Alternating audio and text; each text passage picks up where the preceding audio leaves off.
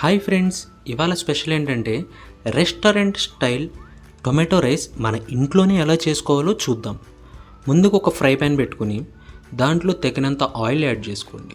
Oil add చేశాక whole garam masala అయినా అనొచ్చు, లేదంటే కడాయి మసాలా అయినా అంటారు. అంటే ఏం లేదండి, మన చెక్క, లవంగం, యాలకులు, బిర్యానీ ఆకు ఇవన్నీ వేసుకుని చక్కగా ఆ ఫ్లేవర్ బయటకు వచ్చే వరకు ఫ్రై చేసుకోవాలన్నమాట. ఫ్రై చేసుకున్నాక దీనికి మెయిన్గా మనం ఫాలో అవ్వాల్సింది, ఇప్పుడు మనం కుక్ చేసే బేస్ వల్లే మనకి టొమాటో రైస్కి టేస్ట్ అనేది వస్తుంది. సో ఇక్కడ నేను జింజర్ గార్లిక్ పేస్ట్ కాకుండా గార్లిక్ అలాగే జింజర్ చాప్ యూజ్ చేశాను. ఫైన్గా కట్ చేసుకుని ట్రై చేసి చూడండి. తప్పకుండా జింజర్ గార్లిక్ పేస్ట్తో చేసే టేస్ట్ వేరు, ఇలా మనం జింజర్ గార్లిక్ చాప్ వేసుకుని చేస్తే వచ్చే ఫ్లేవర్ వేరనమాట. సో అవి గోల్డెన్ బ్రౌన్ వచ్చిన తర్వాత ఆనియన్స్ కూడా హాఫ్ లాంగ్ కట్ చేసుకోండి. అంటే ఆనియన్ 1/2 చేసుకుని దాన్ని హాఫ్ స్లైస్ చేసుకోవాలి. చేసుకున్నాక ఆనియన్ కూడా లైక్ 60% కుక్ అయితే సరిపోద్ది అనమాట.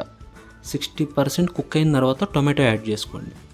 టొమాటో కూడా లాంగ్ కట్ చేసుకోండి, చాప్ వద్దు. లాంగ్ అయితేనే మనకి రైస్లో మంచిగా ఫ్లేవర్ వస్తుంది. చాప్ అనేసరికి బాగా చిన్నగా అయిపోయి ఉడికిన తర్వాత అసలు కనపడదు. అదే లాంగ్గా కట్ చేసుకుంటే మధ్యలో ఫ్లేవర్ అనేది బాగుంటుందన్నమాట.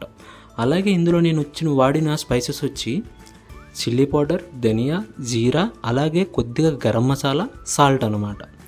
సాల్ట్ కూడా మీరు ఎలా యాడ్ చేసుకుంటారంటే, మనం రైస్లో కూడా సరిపడా ఇక్కడే యాడ్ చేసుకోండి. మనం బేస్ చేసుకున్నాం కదా, ఆ బేస్లోనే సాల్ట్ చూసారు కదా, ఇలా రైస్లో మిక్స్ చేసేసుకోండి. ఇన్ కేస్ సాల్ట్ ఏమన్నా తక్కువైతే ఇలా మిక్స్ చేసుకున్న తర్వాత టేస్ట్ చూడండి. ఇన్ కేస్ సాల్ట్ తక్కువైతే ఇందులో కొద్దిగా సాల్ట్ యాడ్ చేసుకొని కుక్కర్లో పెట్టండి. అంతే, ఎంతో సింపుల్ అనమాట. జస్ట్ 30 minutesలో రెడీ అయిపోతుంది. ట్రై చేసి తప్పకుండా కామెంట్ చేస్తారు కాదు. If you like my video, please like, share and subscribe. Thank you.